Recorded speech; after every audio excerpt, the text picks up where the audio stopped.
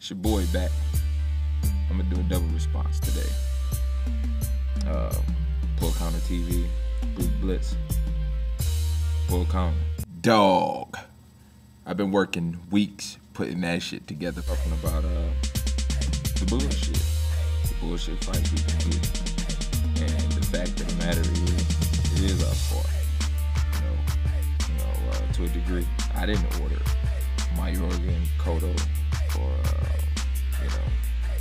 I haven't ordered a Bob Arum put on pay-per-view event some years. I go watch them. I'm not ordering it. I'm not spending my money. Last time I ordered an event, it was Cotto and Margarito. But you're right. Yeah. You yourself. You sell me your shit if you knew how bad, If people gonna buy the shit, why shouldn't he put it on? It's the fault of the fans. The power is always in the hands of the consumer. Because we said, fuck this shit, man. We ain't going for this. He wouldn't put it on. Wouldn't make no money. Wouldn't make no sense. It don't make dollars. You know the rest. And, Blitz, he was talking about Gamboa fight. I actually haven't had a chance to see the Gamboa fight last night. I haven't had a chance to watch it yet. But I'm definitely going to watch it as soon as I get off work tonight. It's PBR. I'm going to check it out. And unfortunately, I happen to listen to a lot of the Mayweather $100 million videos. Please don't ask me why. I have no clue. I have never seen something that won't or hasn't happened talked about so much. It's unbelievable. It's unfucking real, It's unbelievable.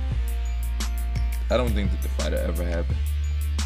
And like I said before, I don't think that either one of the guys will ever be an all-time great.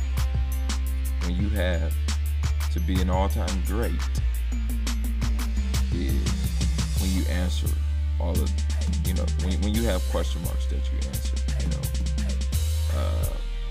if we were talking about another sport, could Kobe be an all-time great if he couldn't shoot a lick, being a shooting guard? There are things that make you an all-time great. Certainly you can't dodge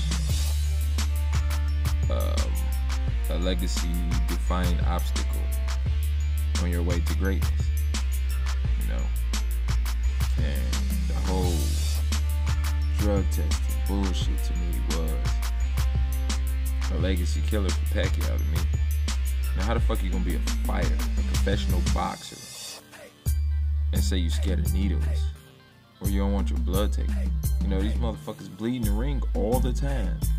From the eyes, cuts from the nose, busted nose, broken nose, from the lips, the mouth. Sometimes they even have internal bleeding. You mean to tell me this motherfucker's scared to get blood drawn and makes him weak? What the fuck? That's like a damn fireman talking about he's scared to light the pilot on the stove. Or a fucking lifeguard scared to get in the bathtub because they don't want to drown. Or they don't like the water. Or a fucking electrician fucking scared to walk on the carpet with some socks because he might get static electricity. Some bullshit. Scared of needles.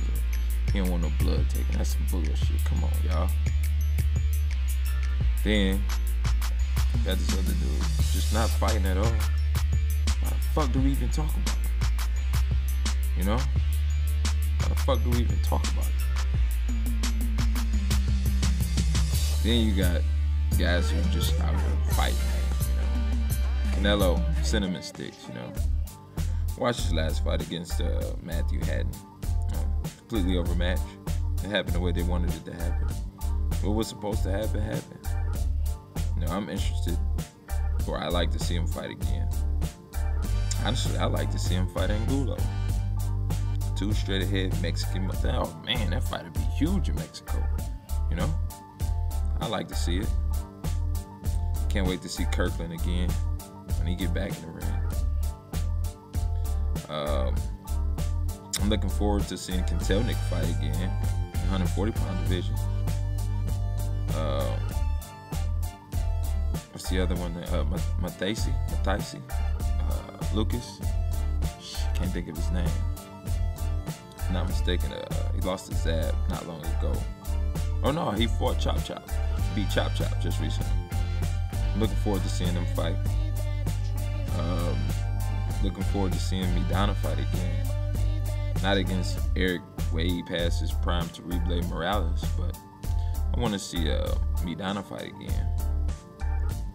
I'm not looking forward to this Paul McCloskey Amir Khan fight. You know, at this stage in the game, what you need tune-ups for? You know, I don't understand that. I'm looking forward to seeing Bradley back in the ring. Andre Ward. I'm looking forward to the conclusion of this tournament. It was a great idea. I think it just kind of dragged, lasted too long. A lot of injuries, a lot of dropouts kind of dampened it. But in all, I think it was a good idea.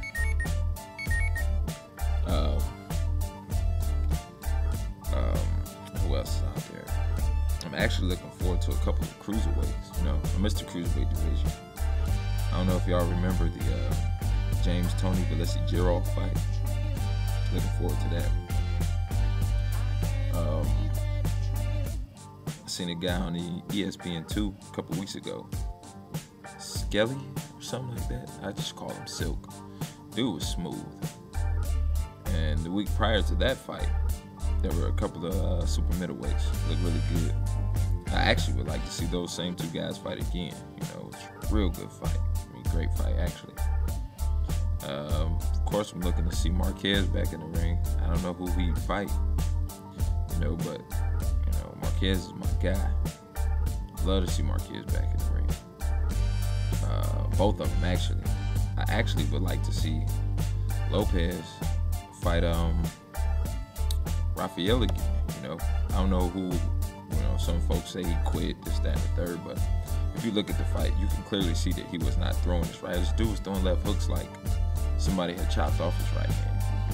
I think just in instinctual reaction, he threw the right hand occasionally. But you can see that he was definitely a one-handed fighter. I would really like to see them fight again. You know, there is never a dull fight with Rafael Marquez. Never. I'm looking forward to seeing the Gamboa fight. I'm looking forward to seeing Nonito fight again. You know, it's a lot of guys doing, you know, it's a lot of fighters I'm excited about. It's just the business, the game of it, the politics.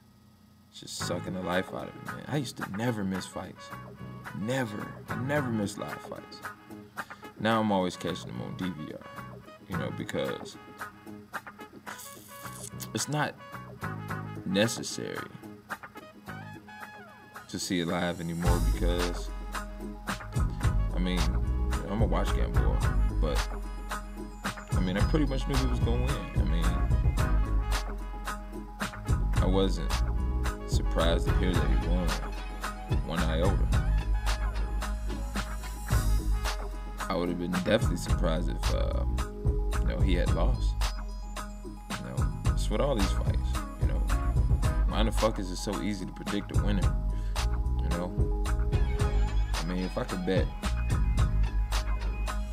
$5 on every fight, man, I'd be killing them.